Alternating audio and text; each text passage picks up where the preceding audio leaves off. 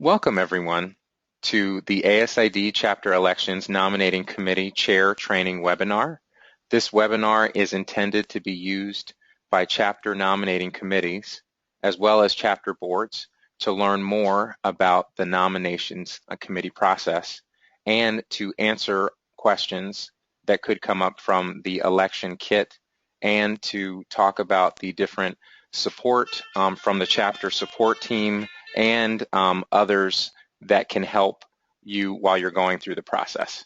So with that, I'm going to turn the program over to our main speaker, Suzanne Carney. So go ahead and take it away. Okay, welcome everyone. Today we're going to do just kind of a high-level overview of the nominating process. This is an important note that you see on the screen. This webinar is not going to replace your 2016 election kit as your guide. You still need to read that thoroughly to understand the full process and all of your responsibilities as nominating committee chairperson. Also, there's information in the governance of ASID, the policies and bylaws, which is also relevant. So to keep in mind, we are just hitting the key issues in the process with this webinar.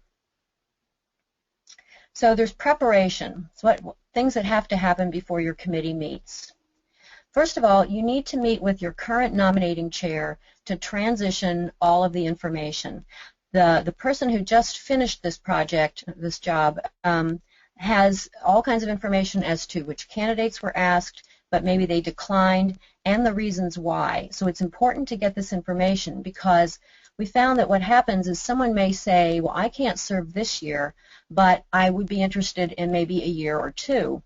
So you want to make sure all that information is captured so that you have all your possible candidates available to you. The other thing you need are your chapter leadership history records. These should be kept really in your membership database, and your administrator has access to these. Some chapters also keep a separate Excel spreadsheet of the past chapter leadership, and hopefully you can have these records going back at least 10 years or even longer if possible. So this record keeps track of everyone who has served on the board as a committee member or chair, design community chairs where that's applicable, and the nominating committee members. So you're going to need this information to establish eligibility for your committee and also for your candidates. So make sure, also in preparation, that you do read that 2016 chapter election kit and that you have a copy of the ASID bylaws and policies, and we have a link on the webinar, on the PowerPoint, where to find those. So the positions that are open for election this year that will be on the ballot are President-elect, of course, Membership Director, and At-Large Director. Now, if your chapter has different positions on the slate for some reason, it simply means that you've gotten off schedule. It's not a big problem, but keep in mind that training at Chapter Leadership Conference is oriented toward a specific rotation of board positions. For example, this past July, we did the entry-level beginning training for Finance Director because they are starting their term this October. So if you're not on the same schedule, your incoming board may not get the best training available. More preparation. You need to meet with your chapter president to review which board positions are on the ballot, the election schedule, your schedule of nominating committee meetings, and you can do that yet this month or early in October. Also, your chapter president needs to provide to you the strategic plan so that you know what their goals are, what the chapter's goals are, and that helps you determine the most qualified candidates. Committee and candidate eligibility. How do you go about selecting committee members and candidates? Now, I hope that a lot of you already have your committees in place. I do know that some do, but hopefully you have just maybe one more member to find. But just so you know, to clarify, the committee structure is 5 total members. There's you, of course, as the chair, and you need 2 members who have served on the board within the last 10 years. You also need 2 at-large members. They can be committee chairs or any other member who's been active enough. Obviously, you need people on the nominating committee who know your members. They need to have been out there interacting the chapter members so they know who people are and who may have the qualifications that you need. And just as a note, you as chair are a non-voting member. It's recommended that you work with your board to select the committee members because this will help you with a smooth approval process. In the election kit, it actually says that the nominating committee is selected by the board, and you could do it either way. We find that most committee chairs want to have some input as to who's going to be on the committee, but you certainly want to get recommendations from your board because they do have to approve them. Preferably, this can take place before October 1st, and once they approve the committee, they should then not influence your choices of candidates. Now, there is an exception that we'll cover later. And just a note, the reason this should happen before October 1st is simply because the schedule for the election is pretty tight. So the sooner you get your nominating committee approved, the sooner you can get started.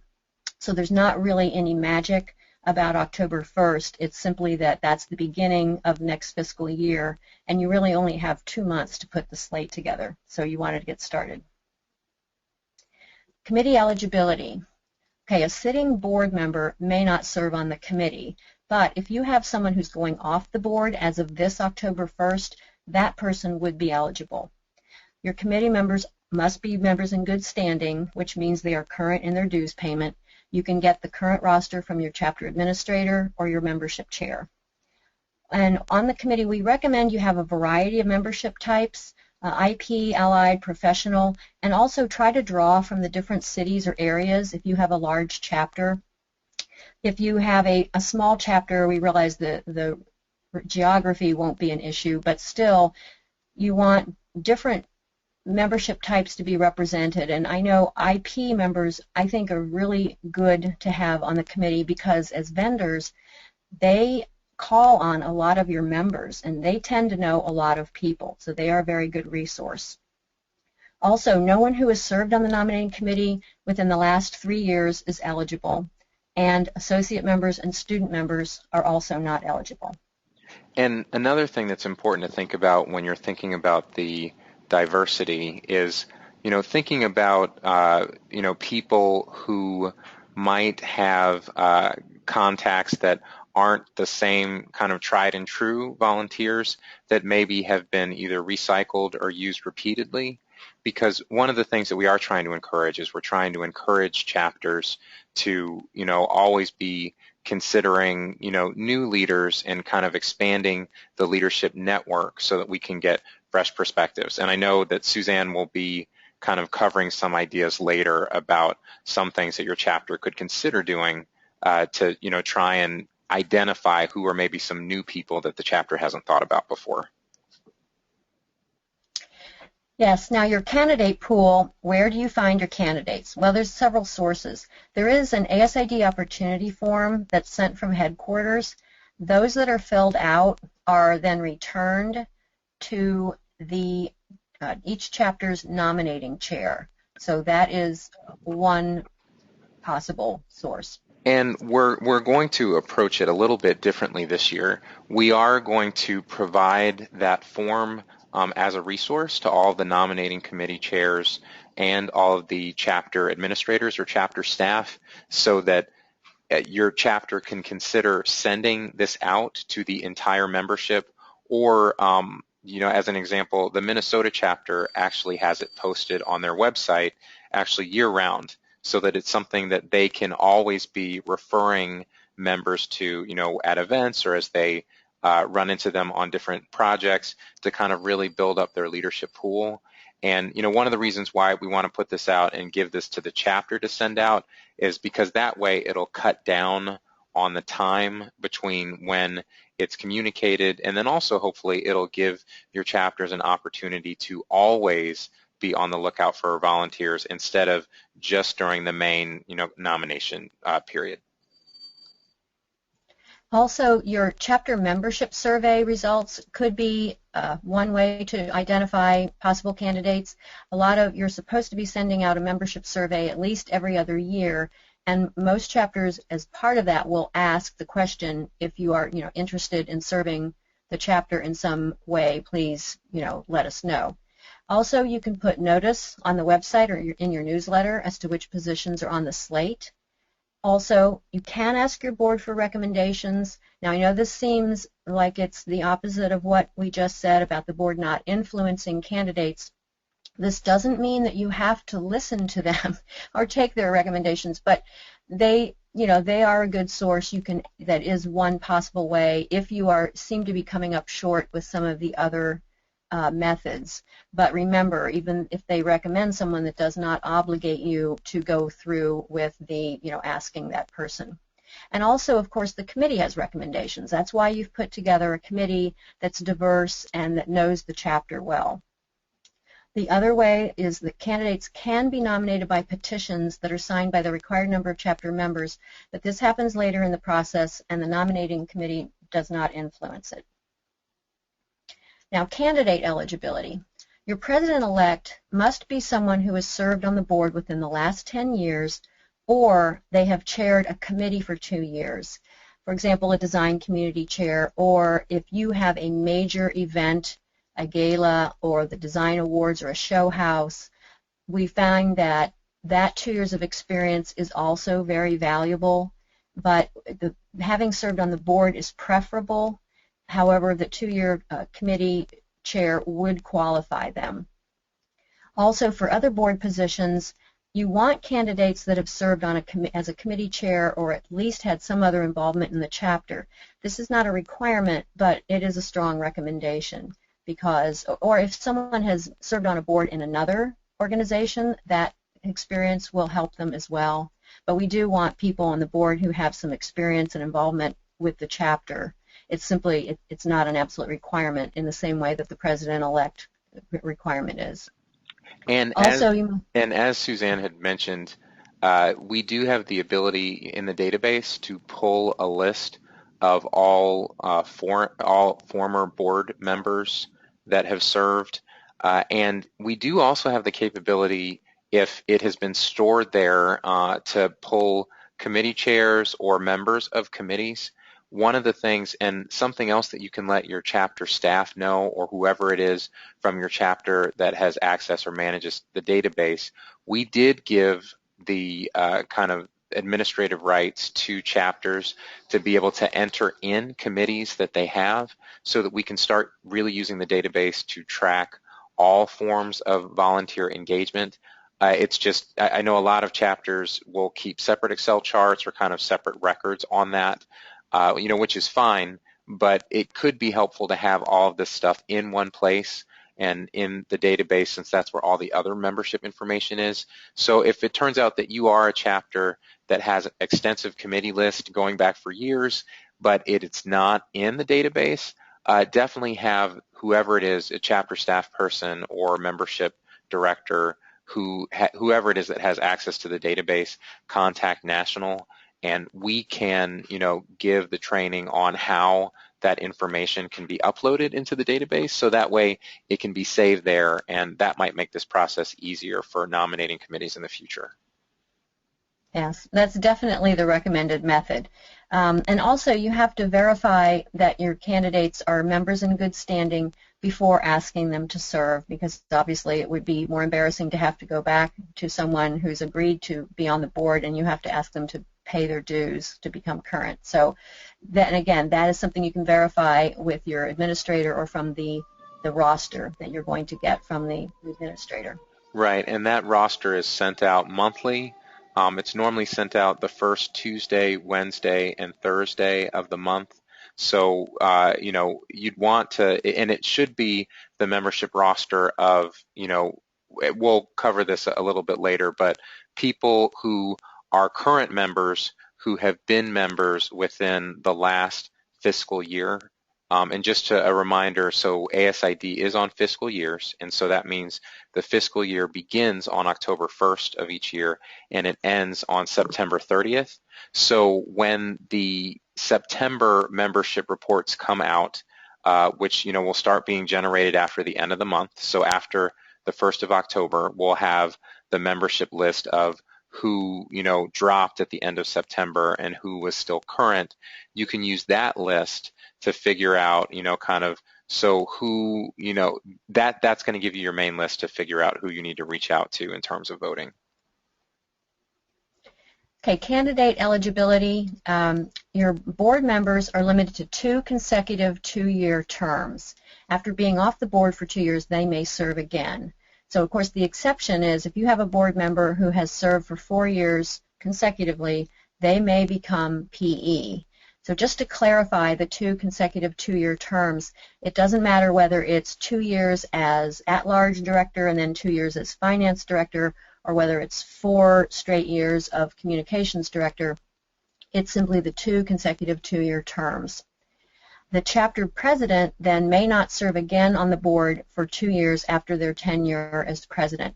And the reason for this should seem obvious because as you are our immediate chapter president, you are also nominating chair, and so you cannot serve on the nominating committee and the board at the same time. Also, members of the nominating committee are not eligible to be on the slate, which should be obvious, unless they first step down from the committee and then are replaced by another qualified member who then must be approved by the board. Candidate qualifications. So there's various factors you want to consider when you're selecting your slate. You want to have a variety of skill sets represented on your board. Some people are the big picture idea people, and some are better at logistics and execution. So if it's too top-heavy, like big picture people, you'll get all kinds of great ideas, but then things may not actually happen because you need people who know how to put things in motion and make them happen. So always consider that variety of skills. Also, don't forget the vision of ASID 2.0 when you're selecting candidates. We know that our membership is aging, and there is a huge push on engaging our emerging professionals and bringing in newer, younger members to our group. So keep that in mind as well. Also, you want a diversity with respect to age, experience, culture, and the geography of the chapter. Just think about all of the people that are in your chapter and the different things that they represent. So you want to engage all of them, your emerging professionals and your mid-careers as well as veterans. And generally, your chapter board should reflect the diversity of your chapter members because your chapter board represents those members. So you want your board to look like your chapter. Sometimes, especially in a larger chapter, too many board members may come from just one city, and other people that are in more other parts of the chapter don't feel like they're being represented. So just think about all of those aspects when you're selecting your candidates. The nomination process, okay, your committee role and timeline. Okay, this is right from the election kit, but we'll just read over it real quickly. The chapter nominating committee functions. You develop the slate of candidates. A single slate, which of course is one candidate for each position, is recommended but not required. If you're lucky enough to find more than one person, like 2 or 3 people that are willing to run for one position, you're more than welcome to develop a more than, a double, not a double, but a multiple slate. And that would be great. The single slate was instituted because we found that chapters were really struggling to put together a full slate with 2 or 3 candidates. So a single slate is fine, and then also the nominating committee assesses and selects the candidates that best fill the position. You verify the candidates meet eligibility per the bylaws and policies, and that slate must also be submitted to ASID headquarters for approval before posting, because the people and the staff at headquarters will make sure that all of your candidates do meet eligibility. And that's why you need to have that approved before you actually post it. And we have had some, and we realize that, there are lots of parts of the nomination process, and we really do hope that this webinar and things in the election kit will give, kind of all the guidance that's needed.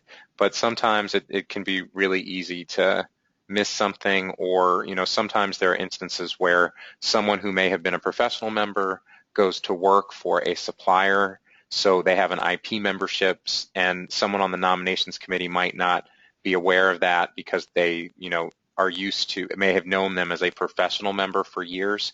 So it's just great to have, headquarters be able to do the double check, because the eligibility requirements that, were talked about before, those are requirements that come from the governing documents of the organization, which were created by, the founding board of the organization, and then that are changed by the membership. So I just want to point out, as we're going through all these different kinds of requirements, most of these are coming from the societies, bylaws, and policies. So these are not nationals rules. These are not, it's not that someone on staff is saying that this is what you must do. It's that these are, specific rules that at, some point the national board felt like there was an importance or a principle behind this, about why, things should be a certain way and why those should be locked into place. And sometimes they also relate to, legal reasons, or things that even link back to our insurance that keeps our, officers and programs and so on kind of protected with, limited liability. So that's why it's just important to remember that a lot of these kind of requirements and stuff that are in place, it's not just, for the sake of red tape. There really is like some kind of larger purpose or protection behind it. So making sure that headquarters gets a chance to see this and verify it before you go live with it can really end up saving you a lot of headache in the long run. Yes. Also, the committee works with the chapter to post the slate publicly, and by publicly we mean for all of the chapter members to see. So it has to be posted in a way that all members have access to. For example, your chapter website, or on the newsletter, or an email blast, or various ways. But simply posting it as a piece of paper in your chapter office is not adequate. It has to be done so that every chapter member gets that information. The committee also manages and oversees the election process, for example, through your mailings or online voting, and facilitates the process of a neutral third party to tabulate ballots. That could be your legal counsel, your accountant, or some other neutral third party. And also you will work with the chapter to announce the election results. The committee functions really relate more to the chair. As committee chair, you provide overall guidance, but every member of the committee needs to read and understand the procedures that they're involved with. So that is why you will share with them the election kit and all the other information on the job descriptions of the positions that are on the ballot, because they also need to read those job descriptions carefully, because they're going to be talking to the prospective candidates. They need to be able to explain what's expected of them. You will also keep the chapter board informed of your general progress status of the slate.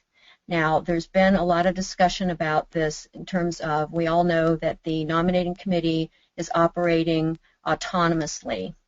Now, autonomously is true, but you need to at least provide a report to the board as to your general progress, and that means the number of potential candidates that you've approached, the responses you've gotten, the number of positions on the slate filled, any of the difficulties you may be having. You don't share the names of the candidates until that full slate is confirmed and announced, but you really should provide a report to either each board meeting that will take place. They should be updated, and that can be simply an email. Everyone does their board reports in different ways. You don't have to show up at the board meeting to do that, but if you don't keep your board informed, then they can get concerned and think that you're not doing anything. And we found that that's when sometimes issues arise between the current president and the nominating chair, where the president and board doesn't feel like they're being informed, they're being cut out of the loop. The nominating chair will say, well, I'm not obligated to tell you anything. So we want to make it clear that, yes, you do not share names of candidates, but you do need to keep your board updated as to what you're doing so that they have a comfort level. It's all about communication. If you just continue with communication, you shouldn't have any issues. Obviously, you do not disclose any specific candidates that are being considered or that have agreed to serve, not to the board or especially not to anyone outside the committee. The only exception is you may share this information with your CST member or headquarters staff person if you need support. Just keep in mind this is confidential information. So the timeline, September, this is when your board approves your nominating committee. Again, this is the ideal scenario. As chair, you will send copies of the election kit and leadership history to all nominating committee members, and that leadership history, of course, would be if you have it in that Excel spreadsheet or some way that you can send it to them. If it's just in the database, I would think the admins could still print that out for you. You also inform the committee which board positions are on the ballot. In October, that's when you can get from your administrator the chapter's roster of members in good standing as of September 30th of this year. And that's the portion that DJ was referring to. This is actually, as of October 1st, this will be the previous fiscal year. The fact that our fiscal year goes from October 1st to September 30th sometimes can be confusing when you refer to the previous year. Also, and remember that, so when we're saying this is still people who have a current active membership. So, what this does not mean is that you need a list of all people who had a membership, including those who maybe are suspended or who have discontinued or terminated membership. That's not what we're saying.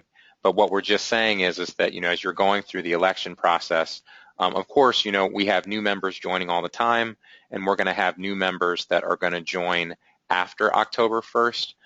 Since those members will have joined and have become members during the new fiscal year, then they're not eligible to, actually vote for this election. They would be eligible to vote for the election next year, but not this year. So a good rule of thumb is just to remember no new members after October 1st, and that anyone who is a current member who was a member, up to, last year, October 1st of last year, that's kind of the target, and your administrator or chapter staff person should be able to work through that. And if there's any questions or issues, they can always reach out to National. Yeah, that's good. I think that's a good way to remember it. No new members as of October 1st. Also, the chapter president or chapter office will inform chapter members of the chapter election schedule and which positions will be on the slate. This also happens in October.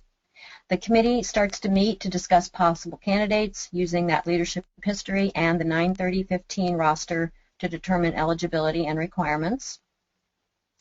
I think the first meeting is best if it's face-to-face, if that's at all possible. I know some chapters are large geographically, and that's difficult. After that, conference calls are fine, Skype or Google Chat, GoToMeeting, whatever your chapter typically uses. You will be contacting potential candidates. A phone call is definitely better than email. Phone call is more personal and interactive, and it shows you're more serious about wanting them to serve. Also, send the board position or job description to any interested candidates. Sometimes people might think they're interested, but they really need to know the full job description and what's involved before they can make a final decision. And in terms of who to ask or who to have ask the candidate, generally probably the committee member who knows that candidate best is the best person to make the phone call. The exception might be for the PE position. I know I personally found that the people I called kind of liked having the past president ask them to be president-elect as opposed to someone else on the committee. But again, this is something you have to determine because you know your chapter members, you know your committee and the personalities that are involved. And one thing you could do also is if someone say you have someone who had served as the at-large director in the past, that person serving on your nominating committee now, they might be the best person to ask the incoming or the prospective at-large director because they can speak more knowledgeably about the position. So just different things to consider. Maybe the best to have the person who knows them better, might be someone who knows the position better, but that's really up to you to decide. And the other thing too is you could have the initial ask being made by the committee person who knows the candidate best, but then tell them they can have someone else on the committee who has a better knowledge of the job description discuss within more detail, and they can share more of the day-to-day duties that they knew they had to perform. Then in November, your administrator should start uploading or updating voting members' information to VoteNet. Of course, this is if you're going to be doing it electronically, and there are other electronic forms of voting besides VoteNet. That seems to be the most popular. I think it's the one that's recommended in the toolkit. And the only reason I mention November is simply from my own experience. We found that our administrator, it took a fair amount of time to do that. Now, if you have been using VoteNet and it's simply a matter of updating members' information, it doesn't take as much time. But my feeling is you might as well go ahead and get started instead of waiting until the slate's put together and then there's more of a rush. Now, in chapters without administrators, the nominating chair will do this or have to find someone else who's tech savvy enough to do it. Then in November, the committee continues to ask candidates to serve. Give each candidate some time to decide, but give them a deadline, because without that, time can slip away, and before you know it, you've passed your deadline for the slate. So I think within a couple weeks, they should be able to decide whether or not they can serve. Often candidates need to talk to their family members and see if they can make that time commitment, so you need to give them a little time to decide. So that's, again, something your committee needs to use your best judgment on, but I found that without a deadline, time can just slip away from you. Then you would send the candidate commitment forms to candidates who agree to serve, and again, give them a deadline for the return. December 1st is the day the slate is due to chapter services, and please also send a copy to your CST advisor. All members of the nominating committee must sign the final slate. And candidate commitment forms are also due to the chapter services. Send out the candidate bio forms to candidates. Again, give them a deadline. And because the bio forms, that information is going to go on the ballot, whether it's printed or whether it's done electronically. Every candidate has to have some bio form with some information so that your voting members have some working knowledge of who that person is. Then the nominating chair will send the final slate to the chapter board, not for approval, but for information purposes, and then you post the slate in the chapter office and on the website. Also, you need to post information about the voting petitioning process on the website. And how the petitioning process works is that voting members have 30 days from the date the slate is posted to add any candidates through a petition process. They must get a written petition signed by no fewer than 10% of the total eligible voting members, and that would be your professional, your allied, and your IP members. January 1st, then, is the last day to file petitions for chapter positions. Obviously, that day can shift if you don't have your slate posted on December 1st, so it's really 30 days after the slate is posted. Then you send the final slate to ASID chapter services team if you've added any candidates by petition, and that slate, a changed slate, must be signed by all the committee members. The send candidate bio forms to candidates is, I think, a duplication. January 15th, that's when your elections are held. The election process can be done by paper ballot or electronically using a neutral third party such as VoteNet. And when you're doing this, there are various, I know some chapters have typically done it one way or the other, but consider the different aspects of doing it either way. VoteNet, if you're looking just at cost, VoteNet has a certain minimum charge regardless of how many members you have. So if you have a small chapter, it may not be the best way to go. It does save paper, and that is a good thing, but if you have to really look at costs, it's more cost effective if you have more members. It may actually be less expensive to print the ballots and mail them to a small number of members. And anyway, members who've opted out of email communications must be mailed a paper ballot. And also the balloting time frame is 10 days, whether you do it by paper or you do it electronically. And just some things that we've found, I can speak from my own personal experience. When I was nominating chair, I did the VoteNet route for the first time in our chapter's history because I wanted to save paper. And we had 22 people who had opted out of email, and that information is available from through your administrator. Your administrator has the database that shows which members are not receiving email notifications. And it shows up in the membership roster. The next to last column at the very end says, do you receive chapter emails with a yes, with a Y for yes and an N for no. So they can pass that information on, but Suzanne is correct. They have access to that information at any time, but just if maybe you have a newer administrator that hasn't gone through the election process before, it is in the membership roster that they get monthly, and they can always reach out to National and we can walk them through the process. Okay, and so what I found in my experience was we got a higher rate of return on the 22 paper ballots than we did on the electronic voting through VoteNet. And I understand, as an update, my chapter has gone back to the paper ballot, and they are getting a higher rate of return with that than we did electronically. So again, you have to know your members. Some people like that piece of paper. It's easier. I've heard people say, I'm not going to forget it as much. It's right in front of me, and I know I have to do something with it, and I'm more likely to respond to it, versus an email with a link is, for a lot of people, easy to forget about. So those are things only you can decide which way is better. But I would talk to your to last year's, maybe the couple of past years nominating chairs to see, or to your administrator, and see what kind of results you have gotten, and then make your decision kind of based on all of that information.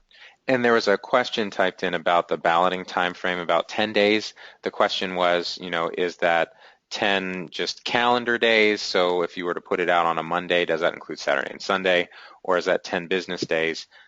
For anything that has to deal with kind of business practices, we recommend that you make that business days. So, if you, were to post that on a Monday, you would want to make sure that they had, Monday through Friday of that week, and then Monday through Friday of the following week to get their votes in. Okay. Then in February, your ballots are counted by a neutral third party. Election results are announced to the chapter members via the website, newsletter, and/or email blast. And the nominating committee chair sends the official election results form to the ASID headquarter chapter services team by email, mail, or fax. And that particular, the election result form, needs to be signed only by the nominating chairperson. So some additional tips and support. Here's the exception to the nominating committee confidentiality that we mentioned earlier. Once the deadline for the slate is passed, the board can technically step in to assist or even take over the process. Now, that being said, it's not the ideal scenario, and we want boards to understand that the committee faces a lot of challenges. A 2-month time frame to put a slate together is tight, and we ask that boards not jump in too soon. It should not be a case where it's January 2nd, you don't have or it's December 2nd, you don't have a slate, we're taking over. We want the board to give them a little more time, but again, as long as the nominating chair is communicating with the board, that's not so likely to happen. If you're constantly telling your board, what's going on, what challenges you're having, and how close you are, you're going to get more cooperation from them, and they're more likely to feel comfortable about giving you a little more time. So the preferable manner of handling it, even if the board does have to step in some way, would be that possibly the board starts to suggest candidates, but then the committee would be the one who actually reaches out to those people. And even in this eventuality, please understand the nominating committee is still responsible for the election process, not the board. So if the nominating committee has not been successful in putting a slate together, you can't just say, you know, we're finished and walk away from it. The election process is still your responsibility. Just some rules of thumb.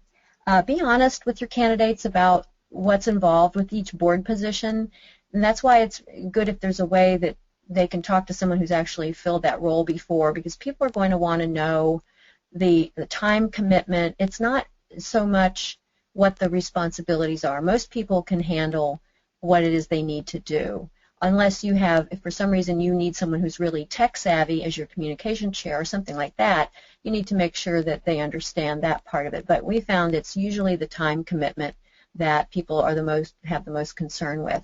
So that being said, the second one is extremely important, that you make it clear to your president-elect candidate that you are actually asking them to serve 2.5 to possibly 3 years. Since they go on to become nominating chair, that's actually a 3rd year, and they need to be aware of that. Now, in the event that a nominating committee member must step down, that vacancy is to be filled by a qualified member appointed and approved by the board.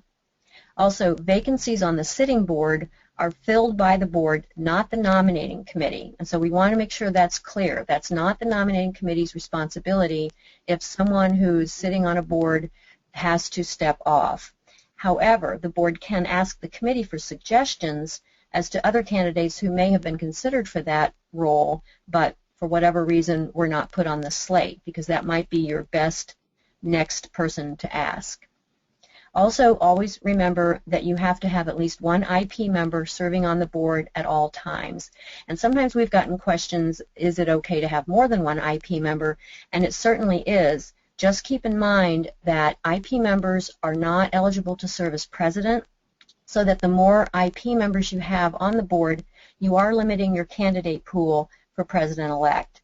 So just try to keep a good balance. And remember that in terms of ASID's overall membership, you know, IPs probably make up maybe about 1/4 of the organization. So, you know, in terms of being, you know, kind of representative, if your board, say, was to have a large number of IPs, then, you know, sometimes it could create a perception amongst the general membership, especially amongst, you know, designers, practitioners, that, you know, is this a board that is in step with, you know, their interest as designers, if they're not seeing, you know, a large, you know, a number of designers reflected. And I did want to just touch on the first bullet point on this slide again real quick, because it is really important. You know, we recognize that the nominating committee process, that it's not an easy one, you know, finding people, getting them on board and to understand. And I know that especially if things start running behind, there can be a lot of pressure to just kind of get the positions filled, get the whole slate filled. But, you know, this process is really not intended to get someone, you know, that's just going to basically be a figurehead or someone that feels like they're just going to be a placeholder.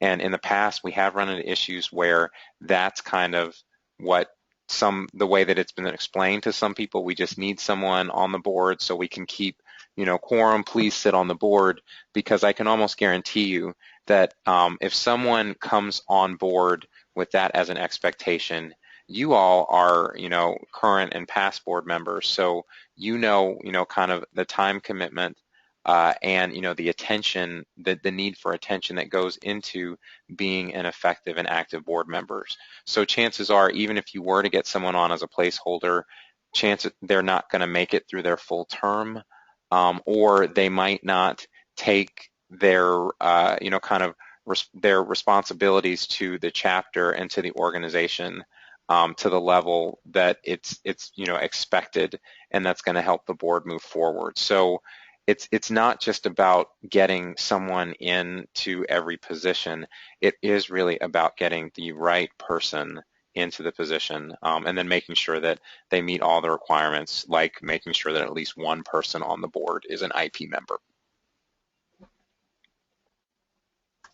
Some additional rules of thumb. A candidate may not serve as president without having served as PE the year immediately preceding. Whereas this may seem obvious, we actually have heard of a case where someone agreed to be president but said they didn't have time to serve as president-elect because I believe it might have been someone who had been president in the past and felt they were already qualified. But you just can't do this. Your president has to have served the full year as PE so that they have that more recent training and start bonding with the board, and they are really part of the process. You cannot just step in at the last minute. The SRB, the student rep to the board, should be handled by the board with the possible assistance of the student affairs chair. That is handled in slightly different ways in each chapter. But just to be clear, this is not the nominating committee's responsibility to find the student rep to the board. So for this reason, the chapter president should also have a copy of the election kit because this process of selection of SRB is covered in it. The requirements, and here's that magic date, the requirements of being on the nominating committee, the slate, and for voting are all the same. It must be a person who is a member in good standing as of September 30th, 2015. They must be a professional, allied, or IP member. And just as a reiteration, associate members and student members do not participate in the election process. So in summary, just make sure you read and understand all your election materials. All the forms that we've mentioned are found in the election kit. Keep those records of candidates that you have considered and or asked to serve. This is going to be valuable for your future nominating committees. And remember how important your role as nominating committee is, because you're choosing your chapter's future leaders. Like DJ mentioned about getting the right people in these jobs, it's going to shape how your future of your chapter goes. If you do have just placeholders, you could have a stagnant year where just not enough happens, and then the next board will have to rebuild. So just keep in mind how important what you're doing is. And if you ever feel challenged by this process, remember, you're not just asking someone to serve the chapter, but you're giving them the opportunity to hone their own leadership skills that they can translate into their own businesses. Also, CST members will serve as election advisors to you. If you have any questions, not certain about any particular procedure, feel free to contact your chapter support team advisor. So, some assistance there besides your CST. We have Jessica Irizarry and DJ Johnson with the national staff who know all of the rules and can be there to assist you with any questions that you have. And your incoming, well, your CST team is listed here.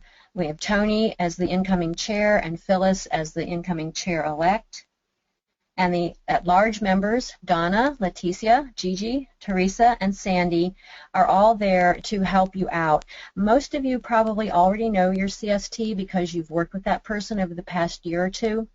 There is, of course, a transition happening October 1st, so for some of you, your CST advisor will be a new person. But in the election kit that you will get, there will be this information, also a photograph of each of the CST, and a map showing the region that they cover. So just remember, we are here to help you and to advise you, so you are never alone in this process.